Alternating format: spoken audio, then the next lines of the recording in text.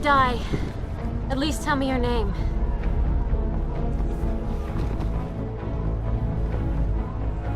It's not who I am underneath, but what I do that defines me. Bruce?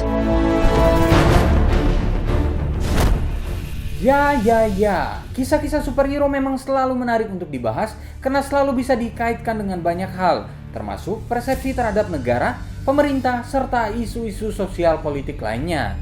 Seperti kisah tentang Batman ini yang kalau ditarik ke atas menggambarkan bagaimana kerusakan manajemen pemerintahan akibat korupsi dan kejahatan melahirkan dunia yang gelap.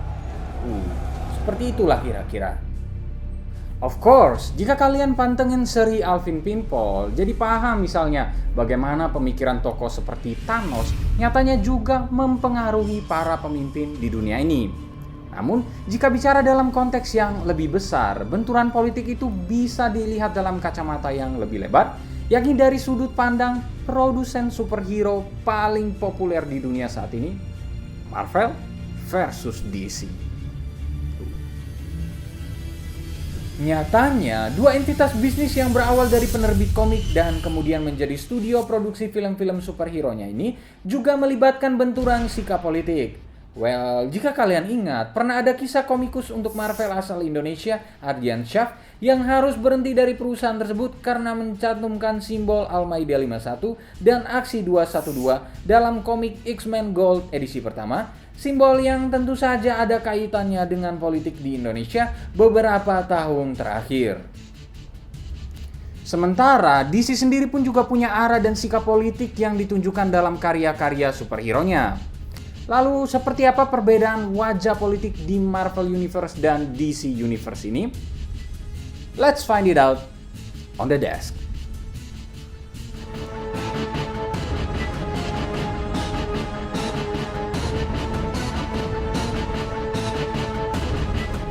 Sebagai perusahaan penerbit komik, DC alias Detective Comics memang lahir lebih dulu dibandingkan Marvel, tepatnya di tahun 1934 ketika Malcolm Wheeler Nicholson mendirikan National Allied Publications.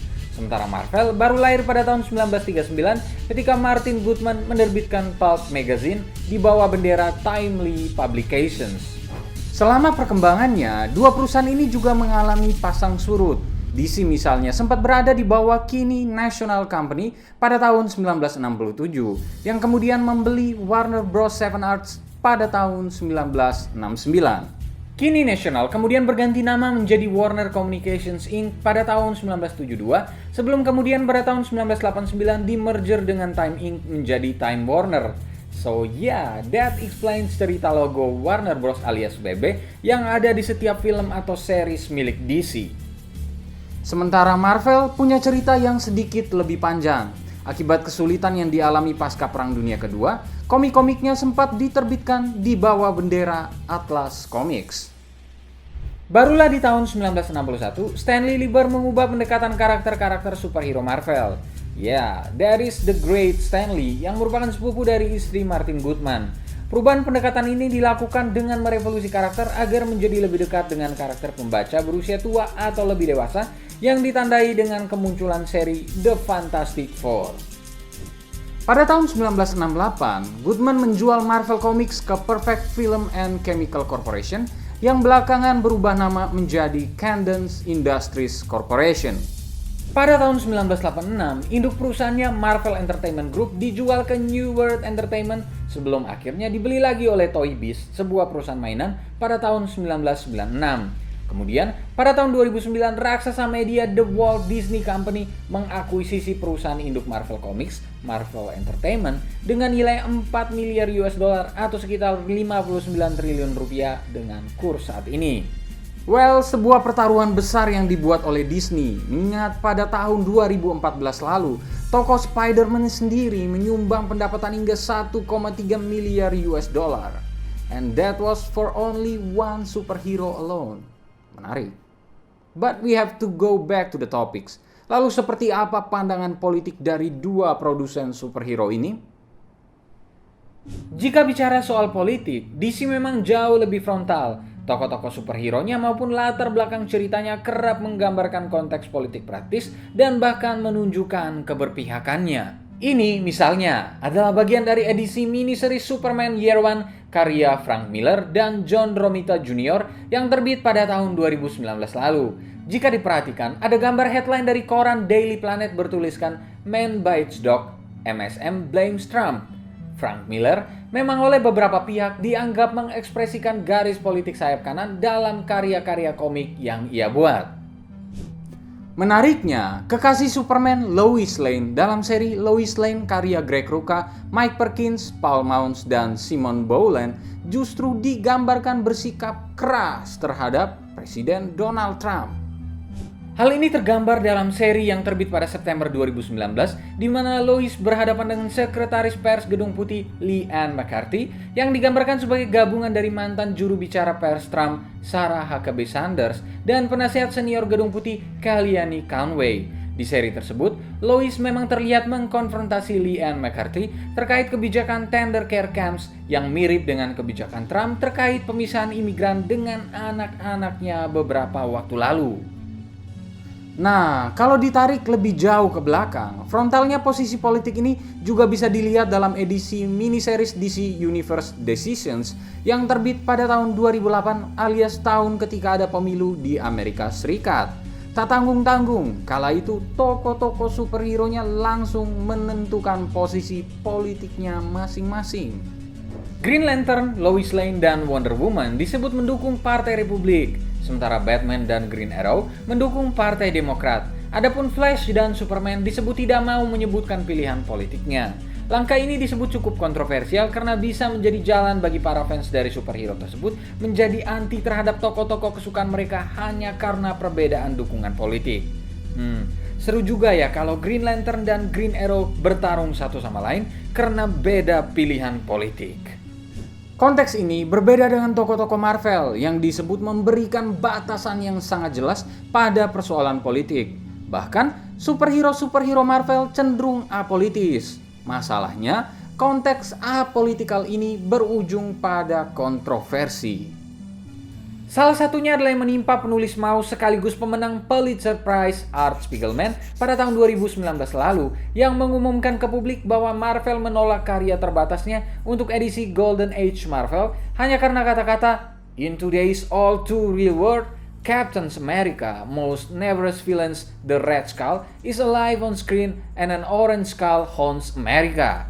Orange Skull yang dimaksud disebut-sebut mengarah pada the one and only Presiden Donald Trump. Di waktu yang sama, Marvel juga disebut mengubah kata-kata Mark Waid, seorang penulis lama untuk perusahaan tersebut, di edisi Marvel Comics 1000.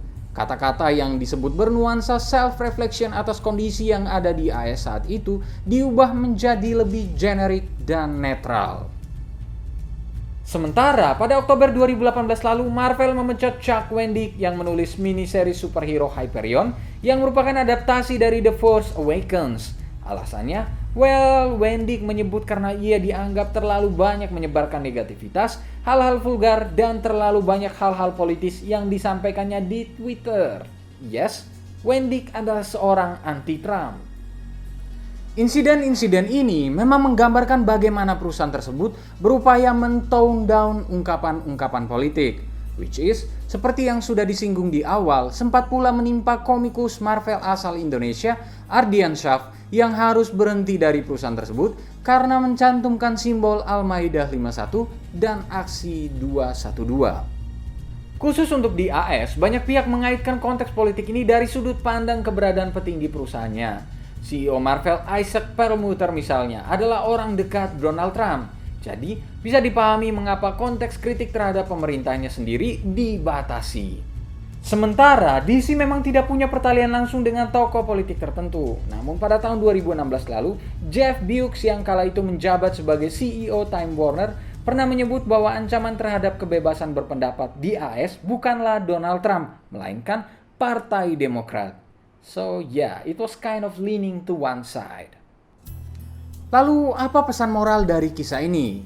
Well, pertautan dua perusahaan ini setidaknya memberikan gambaran besar pada kita bahwa politik sulit untuk dilepas pisahkan dari karya apapun. Dan sebagai penikmat budaya pop, sudah selayaknya bagi kita untuk bersikap kritis. Ya, kritis. Well, kita semua tahu bahwa di balik kehebatan aksi Rambo misalnya, ada misi politik untuk mengembalikan citra Amerika Serikat di mata dunia pasca dikalahkan tentara-tentara Vietcong di Perang Vietnam. Nah, hal yang serupa juga terjadi pada seri superhero DC dan Marvel. Lalu, bagaimana menurut kalian? Seperti apa kisah Marvel dan DC ini harus dimaknai? Berikan pendapatmu. Terima kasih telah menyaksikan video ini. Jangan lupa untuk di rumah aja, patuhi protokol kesehatan dan rajin-rajin cuci tangan kalian. Jika kalian punya saran atau masukan untuk konten-konten selanjutnya, jangan lupa untuk tinggalkan di kolom komentar di bawah ini. Jangan lupa juga untuk like, subscribe, dan nyalakan lonceng notifikasi, serta ikuti terus pinterpolitik.com untuk dapatkan informasi seputar fenomena politik di Indonesia. Bye-bye.